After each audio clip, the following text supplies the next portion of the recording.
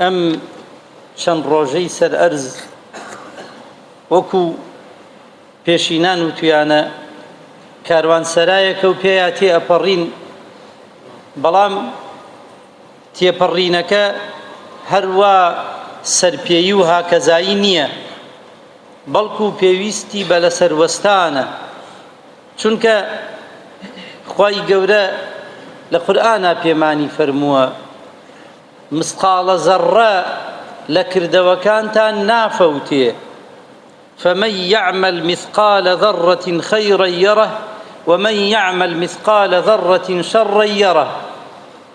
بۆیە ئیماندار ئەبێ ئەوەندە هەستیار بێ حساب بۆ هەموو قسەیەکی بکە، حساب بۆ هەموو هەنگاوێکی بکە، حساب بۆ هەموو کردارێکی بکە، چونکە قورئانە فەرمێ إنا كنا نستنسخ ما كنتم تعملون. هەر هەمووی ئیستینساخە کرێ نوسخەیەکی پارێزراوە و لە ڕۆژی قیامەتە بۆمان لێ ئەدرێتەوە بە ئاگاداری خوای متعال لەسەر هەموو شتەکانمان. بۆیە یەکێک لە ئەرکەکانی سەر ئەرزمان ئەم مناڵانەیە، ئەگەر کەسێک خوای گەورە مناڵی پێدابێت ئەرکێکی زیاتری لەسەرە لەوەی کە مناڵی نییە. ئەوەی کە مناڵی نییە ڕەنگە ئەندازەیەک خەفەت بخوا کە مناڵی نییە، بەڵام لێپرسینەوەی قیامەتی کەمترە لەمەی کە مناڵی هەیە. ڕەنگە ئەو لە قیامەتە پاداشتی دەستکەوێ کە مناڵی نەبۆ خوای گەورە ئیمتیحانی کردو و سەبری گرت بێت، ناشکری نەکا. بەڵام ئەمانەمان کە خوای گەورە مناڵی پێداوین مەسئولین لەسەر ئەو مناڵانە. هەر مناڵ خستنەوە حساب نییە، مناڵت هەبێ و بەرەڵای کەیتە ناو کۆڵانەکان و بڕوا و دانەنشی لەگەڵیانە. بۆیە خوای گەورە لە قورئانە پێمانە فەرمێ يا أيها الذين آمنوا قوا أنفسكم وأهليكم نارا. أي كوملي إيمان داران یەکەم جار خۆتان ئەنجا مناڵ و خێزان و ئەوەی کە نزیکە لێتانەوە بیپارێزن لەو ئاگرەی وقودها الناس والحجارة. ئاگری دۆزەخ سوتەمەنیەکەی بەردە و ئینسان، هەتا ئینسانی زیاتر تێبچێت بڵێسەی ئاگرەکە زیادەکە. عليها ملائكة غلاظ. مأموري أو آقرا كومل ملائكيكي تندوتيجن رحميان نية چني هاوار بكيلوه چني بناليني چونك ليرة تو رحمت بخوت نكرد بيه هر كسي باش بيه ناچيت دوزخ. بلام اوانيك دول الروي ايوه خوای گەورە هەموومان بپارێزێ لەو ئاگرە یا ڕەبی. ئەوانەی کە بێڕەحم بوون بۆ خۆیان لێرە، بۆیە لەوەیش مەلایکەکان ڕەحمیان پێ ناکەن. غیلاظ شیداد لا يعصون الله ما أمرهم ويفعلون ما يؤمرون. بۆیە ئیمانداران یەکەم جارە بێ خۆمان باشکەین، چونکە ئێمە مامۆسای مناڵەکانمانین. من بڵێمە مناڵەکەم بڵێم درۆ مەکە و ئەو بمبینێ من لەگەڵ خەڵکا درۆ بکەم، بڵێم ئەبێ ڕێزم لێ بگری، بەڵام ڕێز لە دایک و باوکی خۆم نەگرم و ڕێز لە خوشک و براکانم نەگرم و ڕێز لە دەور و بەرم نەگرم، من یەکەم مامۆسای خراپە بم بۆ مناڵەکانم. بۆیە یەکەم جار قورئانە فەرمێ قوا ئەنفوسەکم، لەگەڵ ئەوەیشا یەکسەرشان بەشانی ئەوە وەئەهلیکم. ئەم مناڵانە ئەمانەتن لامان.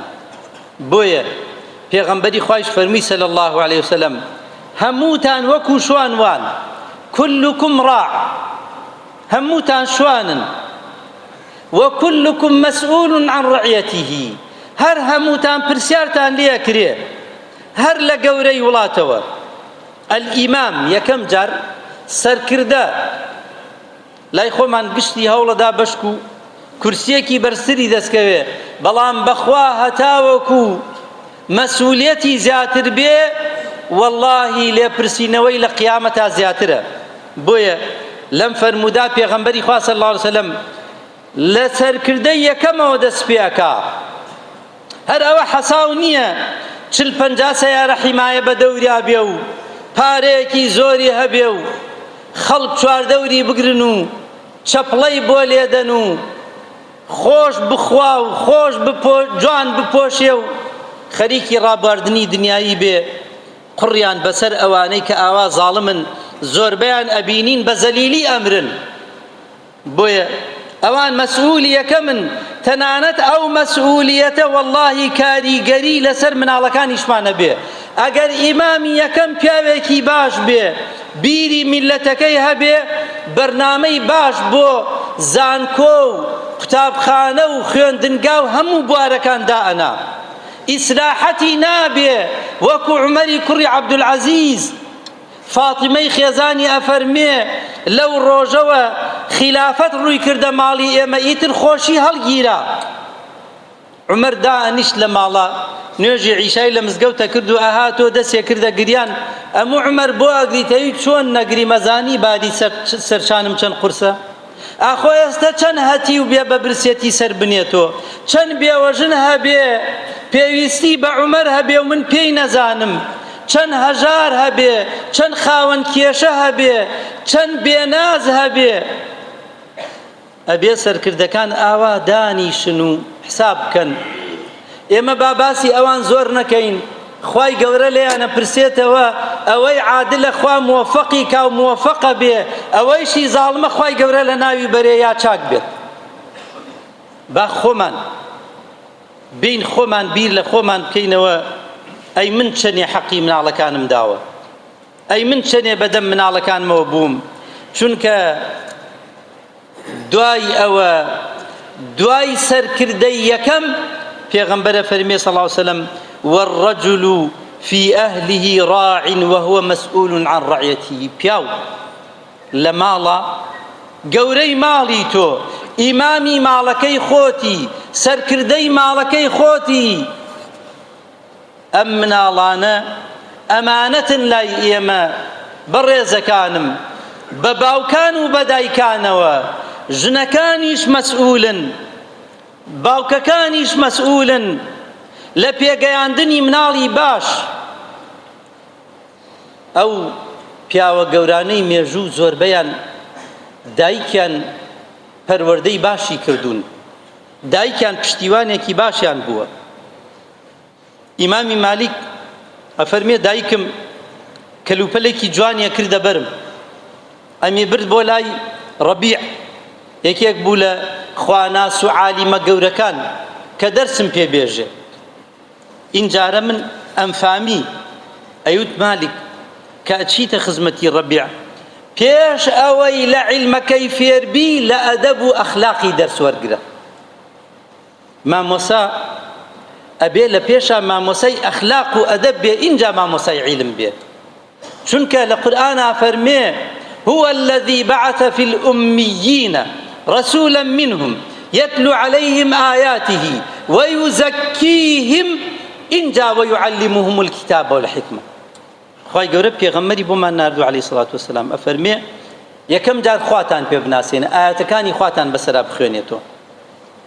ئینجا وەزیفەی یەکەمی پاکردنەوەیە لە شتە ناشرینەکان، تەزکیە.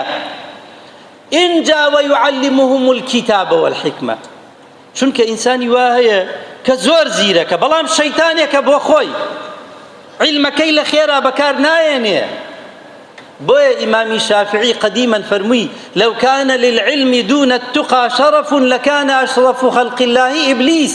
ئەگەر عیلم بەبێ تەقوای خوا ڕێز و حورمەتی هەبوایە، شەیتان لە هەمومان گەورەتر بوو، چونکە شەیتان لە هەموو بەشەرەکان زاناترە، هەرچی عیلم هەیە هالای ئەو، بەڵام چونکە عەمەلی پێ ناکا، چونکە لە خوا ناترسێ قیمەتی نییە.